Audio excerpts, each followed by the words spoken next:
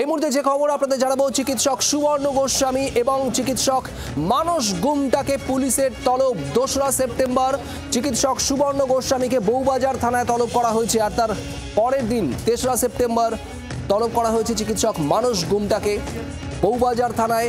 পরপর দুদিন তলব এই দুই চিকিৎসকের, ঠিক কী কারণে? অয়ন শর্মা আমাদের প্রতিনিধি রয়েছেন আমাদের সঙ্গে। অয়ন, কি জানা যাচ্ছে?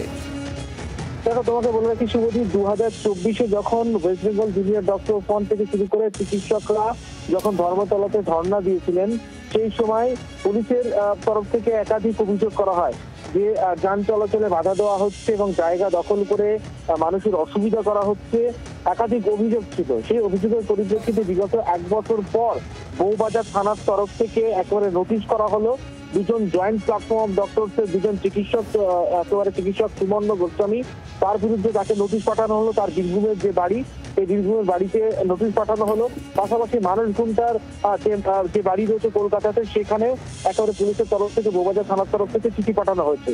2রা সেপ্টেম্বর দুপুর 12টা নাগাদ বউবাজার থানায় তলব করা হয়েছে সুবর্ণ গোস্বামীকে। তার বিরুদ্ধে যে অভিযোগ রয়েছে, বিএনএস এর 3/5 এবং 285, 126-এর 2 ধারায় মামলা রুজু করা হয়েছে। এই ধারাগুলোতে কি রয়েছে? অবৈধ জমায়েত, যান চলাচলে বাধা দেওয়া, এমনই একাধিক অভিযোগ রয়েছে। সেই অভিযোগের পরিপ্রেক্ষিতে মামলা রুজু করে দুপুর 12টা নাগাদ 2রা সেপ্টেম্বর সুবর্ণ গোস্বামীকে তলব। পাশাপাশি 3রা সেপ্টেম্বর তলব করা হয়েছে মানস গুমটাকে।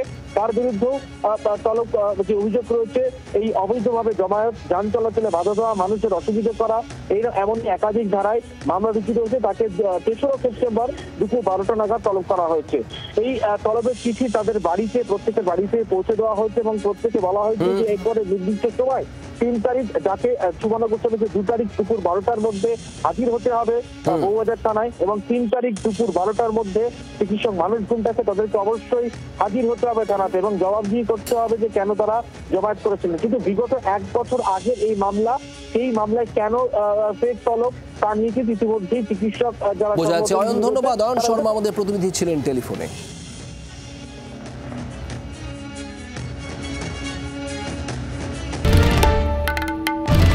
বাংলার আওয়াজ, বাঙালির আবেগ, জি 24 ঘন্টা।